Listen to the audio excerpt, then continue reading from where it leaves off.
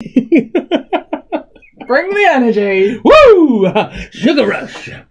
Skittles, sugar high.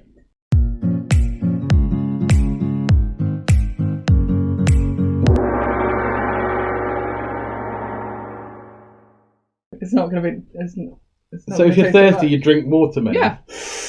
Anyway, welcome to Faith and Christian Podcast, where me and Ruth look at God, life, and how everything comes together in one glorious jamboree of expression. Oh, that was good. I know, I just thought of that on the spot. I like the word jamboree. It's good, isn't it? I used to be a scout. Did you? Yeah. Did you go to the jamboree? I don't know.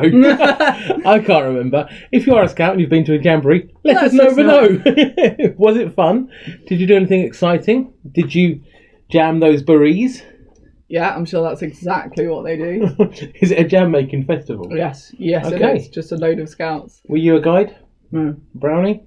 For a little bit. Did you have to jump over the mushroom?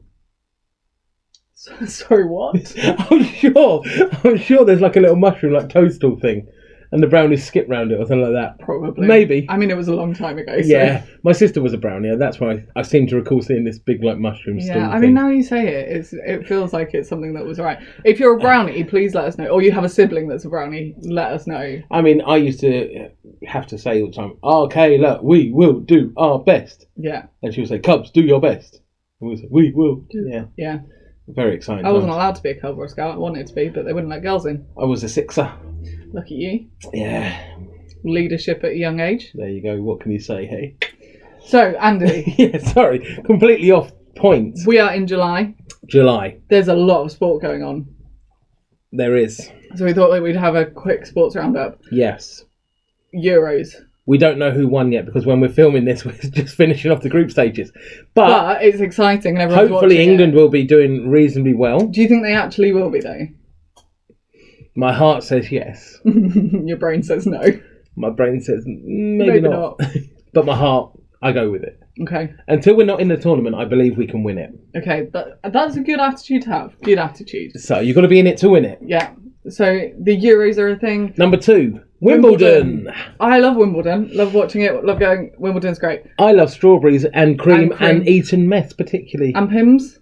Yeah. Not so much. I can take the Pims or leave it. Okay. But I like the strawberries and the cream and meringue. Yeah. Meringue. And chuck the tennis on in the background. Lovely day. Who's your favourite? Men's or women's? Men's. I don't know. Nadal's not playing this year. He's already pulled out at this stage. Oh, bless. I know. Very sad. Bless I hope Federer does well. I think he'll retire soon. I want him to go out in style. Yeah, Tim Henman. He's not there anymore. He commentates, doesn't he? Exactly. He'll be there. He's commentating. Andy Murray. Is supposed to be there as well. So, well, I mean, but again, injury. So he did all right in Queens, I thought. He was playing last week. I think he beat someone. Quite possibly. I haven't been watching Queens. Anyway, so there's Wimbledon coming up. Olympics will be around soon. Yes. That's exciting. And you all know that we're both huge gymnastic fans, particularly the rhythmic gymnast fans. Mm-hmm. And synchronized swimming. Be looking forward to that. I like the diving. I love the diving. And particularly when the commentator says, well, we don't want to see big splashes. Yes. Yes. Who does? Can we do a goggle box video for your channel of us watching the Olympics? Yeah, I mean, as long as it's the right event. Yeah. We'll pick the event that we want to watch, or do snippets of a few. Yeah. Go over to the MIC Barrow page. Network You Church Barrow. Subscribe.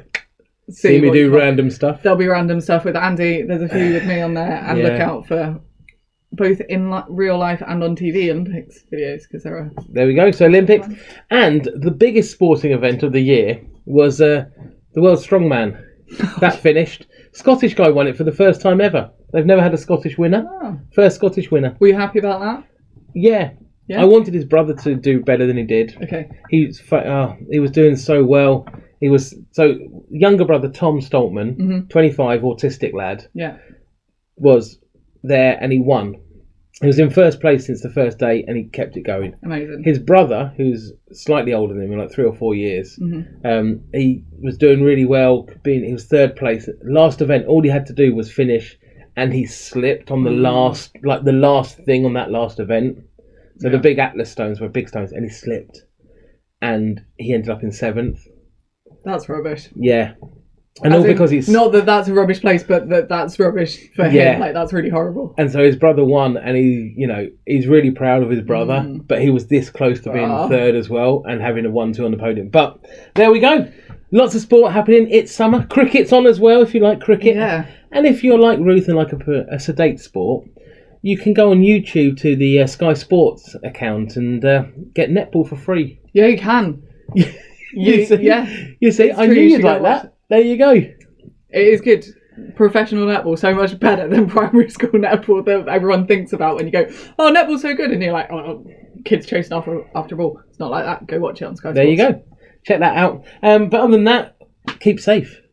Let us know what other sporting events are going on. I don't know why I don't know. I suddenly thought we were finishing the video. No, we're not. At all. Anyway, we've spent way too long talking about this. We're going into God's Word now. So we're going to have to compensate by doing a really short bit, because a lot of actually what this verse talks about, we actually talked about last week as well. Yeah, we did. So we're going to jump into 1 John. So that's the book of John, but 1 John. So this is letters that come at the end of the New Testament, right at the end of the Bible. Yeah. Rather than the life account of Jesus, rather than the Gospel of John, which we see at the beginning of. So where it says Matthew, Mark, Luke, and John, it's not that one. It's 1 John at the end, chapter 2, verse 1, and it says, "My dear children, I write this to you so that you will not sin. But if anyone does sin, we have one who speaks to the Father in our defence, Jesus Christ, the righteous one." And this sort of ties in with what we were talking about last week. So last week, if you go and look at the episode, you'll see us just as quickly talking about how Jesus is the bridge between us and God the Father, and how he's always there interceding on our behalf. Yeah. And he can save us completely. But this one goes further. It says, so that you won't sin, but even if you do, Jesus is still working there. Yeah, so when we do the rubbish stuff, because we all mess up, as perfect as Andy and I seem on this camera, we really aren't. And we do sin. We try not to, but we all sin. We're all rubbish. We're all broken. We all muck up. But the promise here is that even when that happens, Jesus is going to come to our defence, that he's going to go, okay, I see what you've done, but it's okay. And that's the thing. So when this verse says, but if anyone does, he says, okay, we know you're going to. Yeah. But we have Jesus who is constantly speaking in our defence. He defends us before God the Father. It takes the pressure off, really, doesn't it? Because I think sometimes people think even Christians, we think that we have to be perfect, that absolutely we have to try not to sin, but there's this kind of thing that we have to try and be Christ-like, and we have to do our best and not sin and be good examples and all of this sort of thing, which I'm not saying we don't have to, but I think there's quite a lot of pressure put on that a lot of times, and this feels to me like it just takes that pressure off of Jesus going, look, I know you're going to muck up, and that's okay. I do think that as long as Jesus and the Father sees that we're doing our best and we're trying, and that when we do things wrong, we turn around and apologise and all of that sort of thing, it's okay. We're all going to do it. And that's the thing, and this is why we have Jesus who defends us and he speaks on our behalf. So go into this week knowing that you have a God who is for you. Yeah. God is for you. We don't see him as this high off guy who just wants to beat us up and get on our back. Yeah. But actually he draws close to us and he's alongside us, and he's built in provision for us mucking up. Yeah. And it's called Jesus. Yeah. So go out, find out more about that this week. Check out the sheets below, and other than that, have a great week. When will we see them? Next week, I think. Next time.